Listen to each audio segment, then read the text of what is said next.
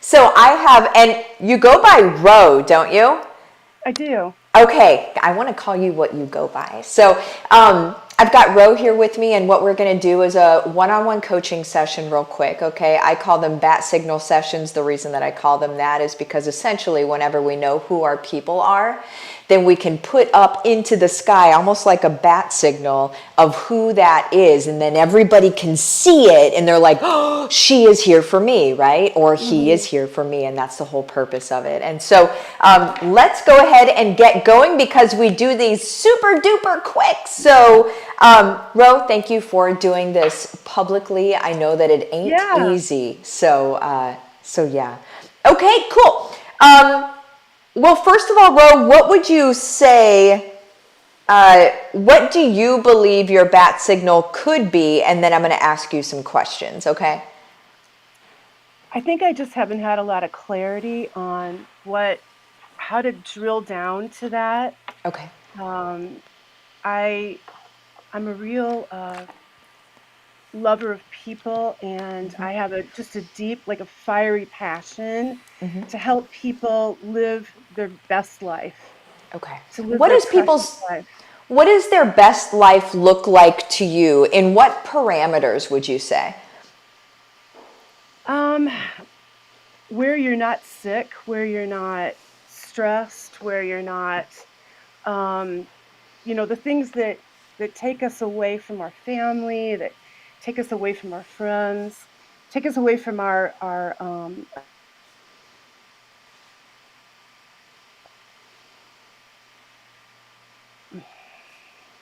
I don't think I heard the end of that sentence. I think the internet may have cut out for a hot second there. So I got things that take us away from our family and our friends, and then I didn't hear after that.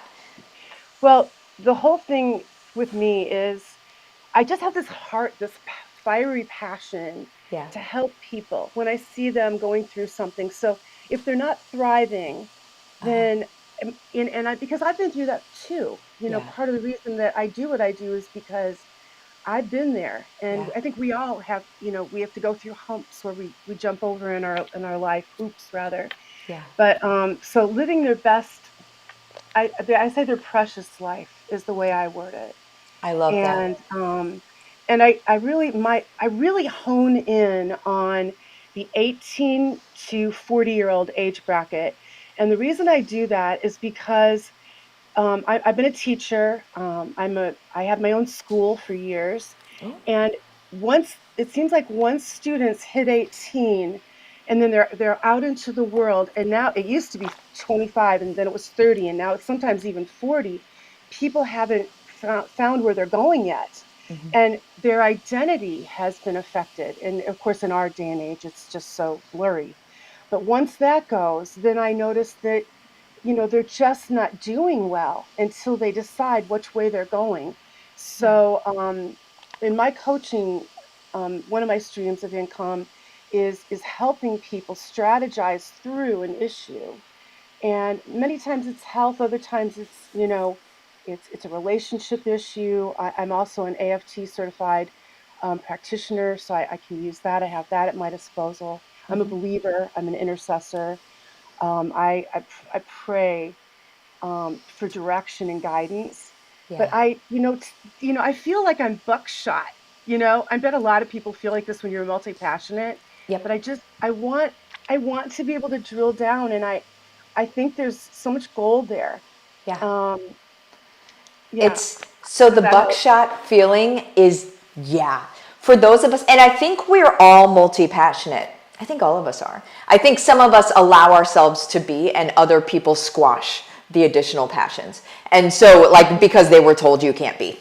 But I Right. think we all are naturally multi-passionate because we're just dynamic. That's just how we're created. We weren't created for one thing, in my opinion.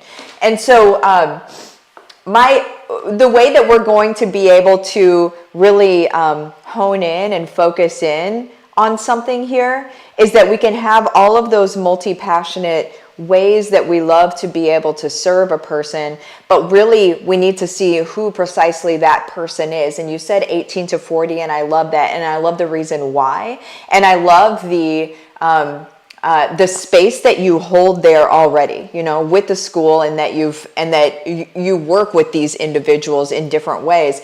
But whenever you said,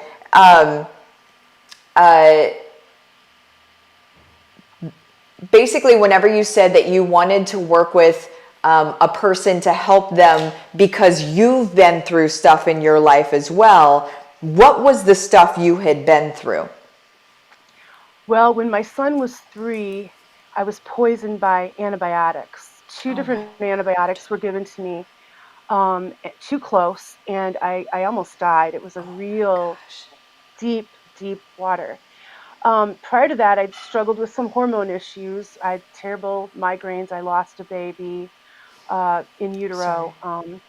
But at that time when that happened to me, I couldn't even keep water down. So, and wouldn't you know, it was the day my husband and I were re-saying our wedding vows at 7 years of our marriage. And I Oh, ended up instead of on another honeymoon, we ended up in the ER. And well, and I know went through that with your dog just a couple weeks ago. There's just nothing like being in the ER thinking, is this going to work out well? Are we going to walk out of here, or is my whole life changed? right. Yeah. And so when I've got a young mama coming to me, or I had a woman come to me a couple of years ago. This is probably a key story, briefly, but her husband had kidney cancer, and it then had traveled to one of his adrenals, and she was just at her end. She had gone to the health food stores and said, "I need help," and somebody said, "Well, call Roe." Because they knew I would take the time, Yeah. that's my heart. Well, anyway, when she came, long story short, digging through, like, what do you eat? What's your life like? Wait, she said 2 kids with asthma and one and 2 dogs had died. And I'm like, whoa, whoa. And so I'm starting to think atmosphere. Yeah. And we found out, I said, do you use any plug-in air fresheners or anything like that? Or, what do you do for laundry? And her mother was always saying, there's air fresheners everywhere in every car. And I'm like, Oof. I didn't know this girl. I just met her and her mom sitting at my kitchen table. And I just said, you have to go home and you have to unplug all those, and you have to get rid of them today. And you know what? Everything started turning around for them. Both boys are off all their asthma stuff. Um, it's just, I mean, people don't realize they don't know what they don't Right. know. And Yeah. so it's like wisdom comes in, right? Like, I wrote a few things down to say to you, so I'm not going to be able to read them and, remember them all, but wisdom, wisdom, wisdom. I just want, and I used to have my own school, but now all I do is work for myself. And I'm not teaching on the regular, but people everywhere around us need help, as we Yeah. know. Yeah. So does that clarify at all? It does. It gives me what I need. It gives me what I need. Oh, so many people are commenting. I can't keep up. Everyone's saying, praise the Lord, wisdom, yes. So, first of all, something that I heard inside of what you said, somebody said, call Rose. She'll take the time. Right. I think that needs to be a tagline for you. I think your website maybe needs to be callrow.com. Seriously. And it needs to be something around call Rose, she'll take the time. And then you get to the content that you can create around that is maybe stories, and you just don't mention people's names, right?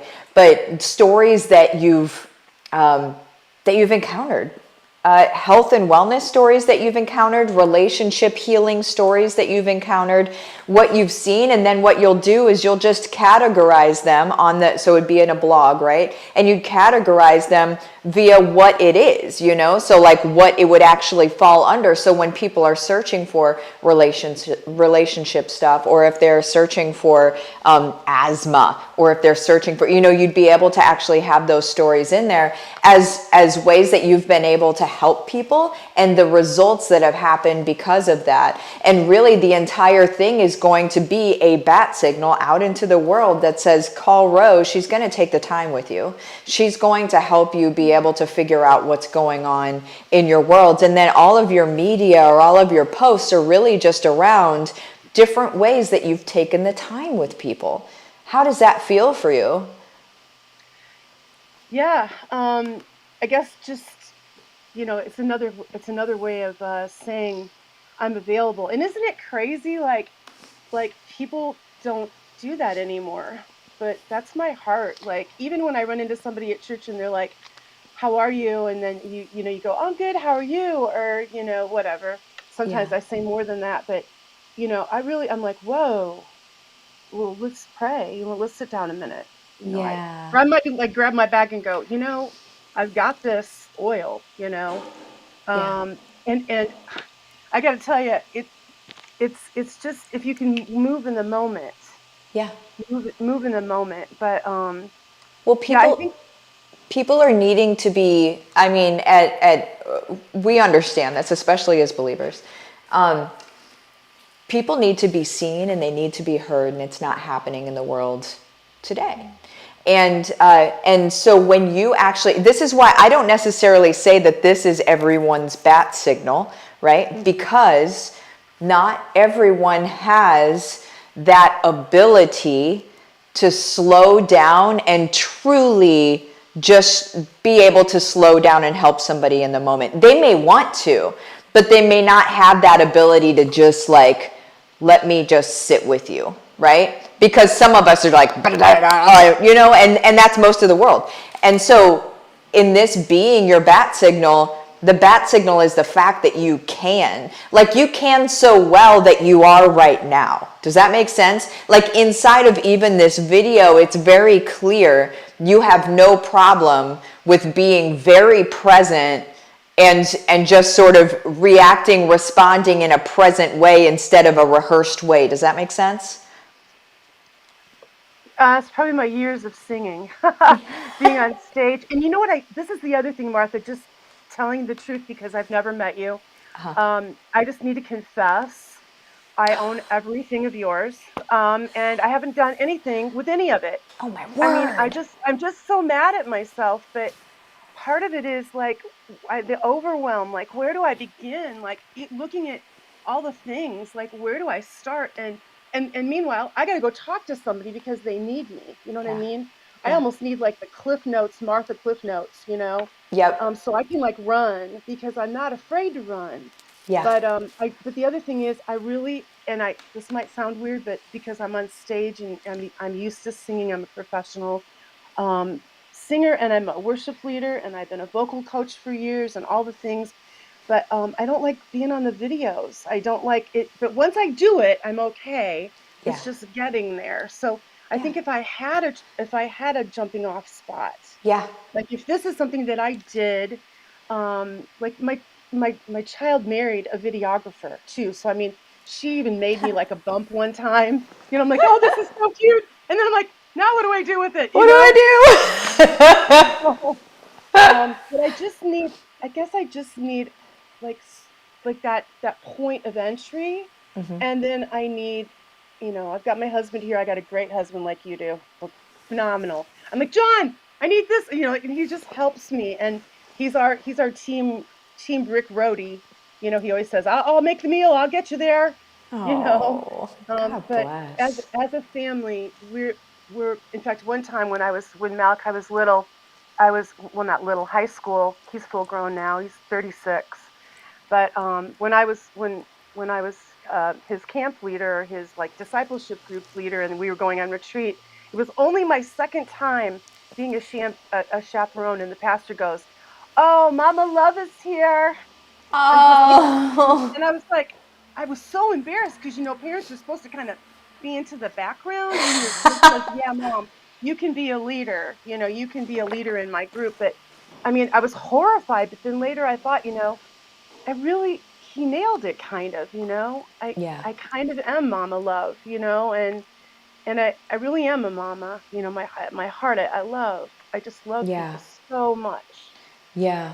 What I would So what I would truly focus on is making sure that people know you're available. I would build that narrative and that tagline of call Ro, she's going to take the time. Like, just always think that's you. You're Ro, and you take the time with people, and just in everything that you post. And so on your jump off point, first of all, God bless you for having everything, because once you get clarity here, it's going to be like boom, because you have everything you need. So I know you're in cutting edge. You're in cutting edge, right? Mm-hmm. So you're in YL, so you're in cutting edge. So just do that stuff every day. There's that. That's easy. It literally tells you what to do. And then the first thing that I would focus on, if you have it all, I would focus on AMU. AMU is going to show you how to be able to do the affiliate marketing thing, right? Alongside everything else, but where it's only basically you're sharing these stories and things like that, and then it's an, oh, by the way, here's what I used. And so you don't have to create anything yet. Like, you don't have to create a course or a coaching program or anything like that yet. You don't have to do that. Start with AMU, because you're going I'm to... not sure what that is. Maybe that's one thing. I mean, I have HBR. Is that what that is? HBR, no, AMU is like a step before HBR. So it's fully focused on just affiliate marketing. I'm sorry, I thought you had everything, and so I'm like, oh, well, this is the one that you're going to want. Well, I because guess I might have missed one thing. yeah, after AMU, HBR is that's like the 7 income stream. You know, that's the machine. That's you get it all going there. But as people are coming in, like if you jump into AMU first, then you're able to like get your sea legs and really understand what you're doing. And then HBR, you can add the other income streams to it. So that's how that goes. But yeah, I would focus on those 2 things. And that's a great jump off point for you. And if you don't want to get anything else, you absolutely don't have to. HBR is being rebooted in June 5th. I'm setting up, now it's not AMU, right? But I'm setting up basically the reboot of HBR, and you're going to be able to monetize at least 2 income streams within 30 days is my goal for people. And so I'm trying to make HBR faster in the reboot. That's what I'm focusing on, is making sure that we're creating income faster. So there's not so much like, paralysis stuff. You know, anytime anything takes a little bit of time, you risk paralysis, because people are like, what else is going on? Could I ask you, like with the call row thing? I mean, I'm also a singer, and I have to protect my voice. So I guess I've just kind of wondered how that would all work for me. To be, present with that many people, and in order to, and you know how it is sometimes when you give of yourself like that, there isn't really a monetary, uh, you know, you know, return quickly. I mean, like if they're gonna jump into, Young Living, or they're gonna jump into, I mean, one of my other income streams or something that will help me along the line. But it's never really been my deal. I think that's why we're not rolling in the dough here, because I'm a giver, and it's like I know I shouldn't really be free, but at the same time, I mean, my heart it's free, I mean, in prayer and those kinds of things. You don't charge for that, I mean, except for, yeah, I mean, unless of course I'm a chaplain in a I have really a lot of resources, and I'm in a business community with a young millionaire, and I just started praying for people on my own in the community, and she stepped up and said, "I need you. I need you to be my chaplain." So I have that, but I also have loved on hundreds of people that at some point, if they saw me pop up, they might be like, "Road, is that what you do? Like, do you do that too?" So Welcome to my world. So the way that you monetize it is you do some free. Well, like this. This is something that I also charge for, right? But I'm doing it free right now because it's publicly viewable, and it's going to be able to help somebody else also. And then if people want like their own private one, then they can go, sign up with either one of my strategists or myself to do like a private one. So there's ways to monetize, there's ways to give, and then there's also ways to, like, if somebody wants a private one, then they're going to pay for whatever the time is, right? And that's up to you as to what you're going to charge for your time. But I'm a big believer of giving like crazy, but I don't give of my energy like crazy. So the things that I give, I create. So I create things and then I give them away, right? And I do these, like I do the bat signal, like these one-on-ones, the free ones like this, once a month. So it doesn't take, it's not a bunch of energy for me, but I give like crazy. And then that's why the people buying into stuff later, it's not so weird to say that something costs something, because obviously it's energy. And they see that it also is given away so much. So there's a grace there. And if you want to just look at how I do things and kind of just follow me around on the internet and see how I do things, it's a very graceful way. I never feel skeezy and I never feel weird for charging for things. Because I don't overcharge for things. I think if people are overcharging for stuff, then they should feel skeezy and weird. But I don't overcharge for things, and then I give so much away for free. And sometimes that's, in videos, sometimes it's a checklist, sometimes it's a guide on how to do X, Y, and Z. Like that sort of stuff is what you can give away for free. And then if they're like, yeah, but I want to talk about my thing, then you say, here, go ahead and book a time. And then they book a time and then they pay for that book time. I really like the resource Calendly for that, because it allows people to go ahead and pay for it before the time happens, so you don't have to have this weird invoicing situation afterward. Like, I cannot stand that. But Calendly is really good for that. So that's what I suggest, is just, follow your heart. Give things away for free, but then you monetize the more personalized stuff. Access, done for you stuff, like that's the stuff that gets monetized. So again, in summary, you really feel that I should have the tagline, call Ro, and she'll take the time. She'll take the time. I do. So third person, she'll take the time. Call Ro, she'll take the time. Yeah, because I want it to sound like a friend talking about you, because that's what they say. And that's what, yeah. I don't think we should overthink this. Is that the tagline? Is that also the bat signal? Because what is it with this? Like, I love Batman. I mean, I love the whole, go to put that light up, and I'm coming, Yeah. But I see that. I do. I feel that. And yeah. I think that helps. That's good. Now, what I would think about today is I would think, what are the things that you really love helping people with? So I would think of the top 3 things that maybe there are 3 situations that you've had with people that you've helped previously, but I would think of the top 3 things where you were helping someone and you're like, man, I feel this in my soul. It feels so good to help with this. And I know you have them. So go ahead and write down the top 3. And what I would do is I would focus in those spaces first. You can expand out later if you want to, but focus on those things first, so you do have some narrowing, right, of focus. But that's what I would do. All right.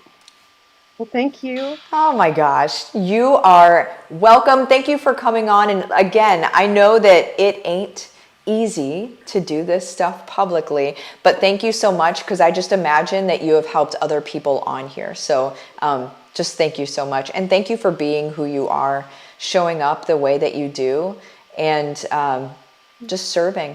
I appreciate you, Ro. Oh, I appreciate you too, Martha, and I will get that hug one of these days. Yes, you will. And I've got a great hug for you. I'll take it. I love hugs. Okay, yay. All right, blessings on you. You too. Bye-bye, you guys. Bye.